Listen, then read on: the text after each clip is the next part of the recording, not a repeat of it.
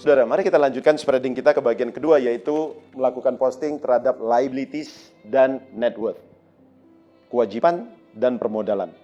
Di sini kita bagi dalam 3 kotak utama juga, current liabilities, long term liabilities atau non-current liabilities, dan yang ketiga adalah net worth atau kotak permodalan. Tapi di sini juga kita lihat sebetulnya ada satu kotak yang menyelinap di antara total liabilities dan kotak permodalan, yaitu gray area. Dan kita akan membahas kotak-kotak tersebut satu persatu. Mari kita masuk ke dalam item pertama daripada liabilities. Current liabilities yang pertama adalah short term borrowing. Short term borrowing, short term pinjaman bank, baik bank atau lembaga keuangan lain. Di mana di sini merupakan pinjaman-pinjaman yang dibayar bunganya dan biasanya berhubungan langsung dengan pembiayaan modal kerja perusahaan. Yang kedua adalah CPLTD atau current portion of long term debt. Ini merupakan cicilan-cicilan hutang jangka panjang yang current. Definisi current yang akan kita bayarkan di dalam 12 bulan yang akan datang. Jadi saya ulangin, CPLTD yang terdapat di dalam balance sheet atau current liabilities ini merupakan hutang jangka panjang yang akan dibayar ke depannya. Jadi belum dilunasi sama sekali. Dan bagi teman-teman yang melakukan spreading memakai format corporate, kita bisa melihat di situ ada CPLTD existing dan CPLTD new. Tentunya nanti akan kita jelaskan pada modul projection. Basically, CPLTD existing adalah cicilan dari hutang yang sudah ada sekarang, dan CPLTD new adalah CPLTD yang timbul atas hutang yang akan diberikan.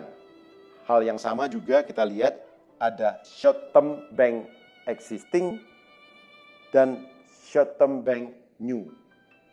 Di mana new di sini merupakan pinjaman jangka pendek yang akan diberikan pada masa yang akan datang. Posting yang berikutnya adalah account payable atau hutang dagang. Hutang yang timbul karena usaha atau operasi normal daripada perusahaan. Dan di sini hutang dagang atau account payable ini timbul karena perusahaan membeli barang-barang atau bahan-bahan raw material seandainya dia pabrik. Atau untuk perusahaan-perusahaan yang melakukan trading, dia membeli barang-barang yang akan dia jual lagi. Dengan kata lain, posting di sini hanya timbul karena terjadi pembelian barang-barang yang akan diperdagangkan. Berikutnya kita masuk kepada accrued expense. Kita tahu tadi bahwa kalau dia membeli barang yang untuk diproduksi atau dijual akan masuk ke dalam posting account payable. Sedangkan seluruh biaya-biaya lain dalam menopang operasi perusahaan dalam menjalankan bisnisnya yang timbul dan bukan dikarenakan oleh pembelian barang-barang atau bahan baku. Seluruh hutang ini akan masuk dalam klasifikasi accrued expense. Dengan kata lain, seluruh biaya yang masih harus dibayar sehubungan dengan operasi perusahaan, termasuk di situ hutang bunga bank, hutang lain-lain. Tetapi harus kita ingatkan di sini, jangan sampai kita memasukkan hutang-hutang bunga yang sudah tertunggak atau dengan kata lain overdue interest. Karena nantinya ini akan mengaburkan perhitungan working investment kita. Kita tahu working investment adalah account receivable ditambah inventory dikurang account payable ditambah accrued expense. Dalam hal ini tunggakan ke bank kita keluarkan karena bukan bagian daripada modal kerja yang dibutuhkan perusahaan. Yang perlu kita ingat di sini, apabila perusahaan menerima uang muka dari para pembelinya atau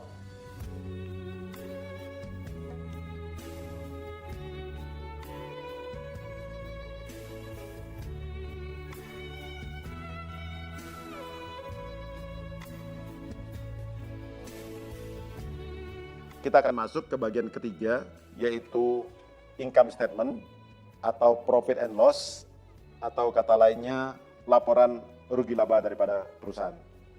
Mari kita lihat lebih dekat tentang profit and loss statement ini. Item yang pertama yang harus kita isi adalah sales atau revenue. Ini merupakan seluruh hasil penjualan atau pendapatan perusahaan. Dan tentunya ini adalah nilai sales net. Setelah dikurangin seluruh retur-retur, seluruh diskon, seluruh bonus dan sebagainya. Jadi kita mendapatkan penjualan bersih perusahaan di sini. Item kedua adalah cost of goods sold. Di dalam laporan akuntan, biasanya cost of goods sold merupakan seluruh biaya yang dikeluarkan perusahaan dalam memproduksi barangnya. Saya mengambil analogi yang lebih simpel.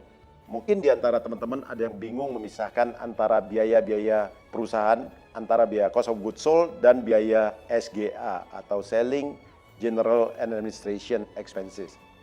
Intinya, cost of goods sold merupakan seluruh biaya, mulai dari bahan baku pertama masuk di pintu perusahaan atau di pintu pabrik, sampai barang keluar dari pintu pabrik. Jadi dari bahan baku masuk sampai barangnya jadi, menjadi finish good.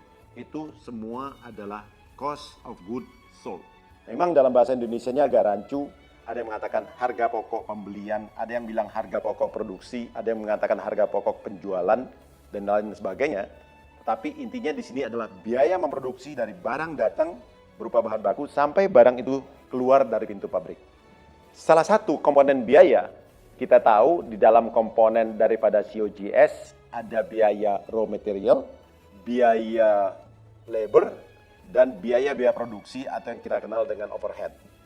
Di dalam biaya overhead itu sendiri, ada biaya yang merupakan biaya mesin.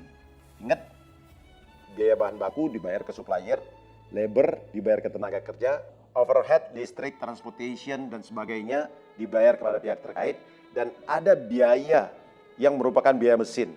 Saya selalu memberikan perumpamaan bahwa dalam memproduksi barang, seandainya pabrik tidak mempunyai mesin, pilihannya adalah menyewa mesin dari pihak luar. Sehingga dalam memproduksi, salah satu overheadnya adalah